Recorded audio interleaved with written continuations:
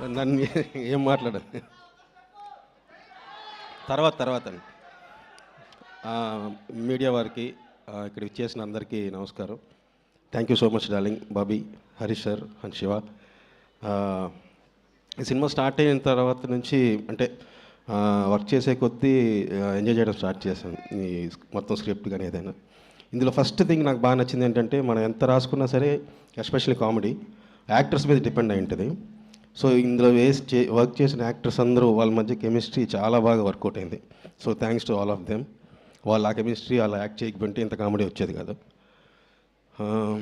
జనవరి 13 ఖచ్చితంగా మీ అందరికీ సినిమా అందరికీ చెప్పే డైలాగే బాగా నచ్చుతుంది. ఖచ్చితంగా నచ్చుతుంది నమ్ముతున్నాను. అందరూ ఇలా చూస్తుంటే ఏం మాట్లాడు. డ్యాన్స్ ఓకే వేస్తా, తర్వాత వేస్తా. Okay, thank you so much. Enjoy the film on Jan 13th.